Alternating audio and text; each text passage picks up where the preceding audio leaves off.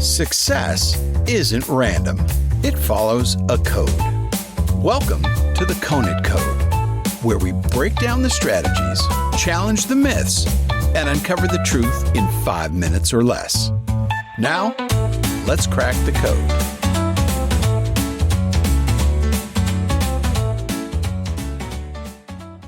Every year on April 1st, someone becomes the fool. Maybe it was you, believing that outrageous headline your uncle shared, swearing NASA just discovered a planet made entirely of cheese. Or maybe it was your friend who thought Taco Bell actually bought the Liberty Bell. But what if I told you, those weren't just jokes, they were experiments, social experiments, and we all failed. Let me take you back to 1957. Britain, a trusted voice fills living rooms across the country. The BBC's flagship current affairs show, Panorama, begins with dramatic music and grainy footage of women walking through fields, plucking long strands of spaghetti from trees.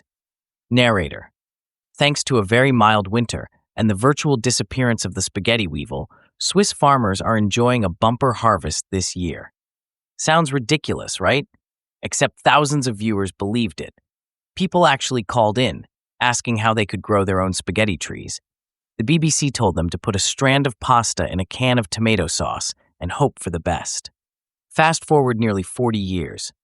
It's 1996, and the United States wakes up to front-page news.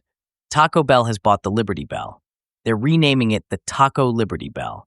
National outrage, senators demanding answers, news anchors scrambling, and Taco Bell laughing. It was a prank. But not just any prank. It was a marketing move that generated millions in free publicity. Now throw in Burger King's left-handed Whopper hoax, or Google's tradition of launching absurd products every April 1st, like Google Knows, a search engine for smells.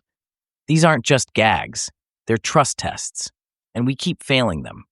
Why? Because the best lies aren't outrageous, they're plausible. They come dressed in the clothing of truth, spoken by familiar voices, packaged in familiar logos, framed just enough to make you say, well, I guess that makes sense. Psychologists call it authority bias. We tend to believe things when they come from a trusted source. Add a polished delivery, a little urgency, maybe a sprinkle of confirmation bias, and suddenly pasta grows on trees. But it goes deeper than that. Today, we live in an era of deepfakes, algorithm-fed echo chambers, and curated reality. April Fool's Day used to be one day of trickery. Now it feels like a warm-up for the internet, where every headline could be a trap and every photo a fabrication. Even major media outlets have fallen for pranks, spreading false stories faster than they can correct them. The line between satire and reality has never been blurrier. So what's the lesson here? April Fool's Day isn't just a day for jokes. It's a mirror.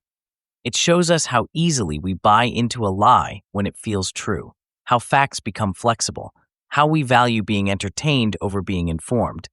And maybe, just maybe, April 1st isn't the only day we're being played. We scroll, we share, we react, and we rarely question. Every day is April Fool's Day now. But here's the code to break it. Slow down, ask questions, fact-check your gut, because in a world where truth is up for grabs, the real fool is the one who stops looking for it. And that, my friends, is the Conant Code.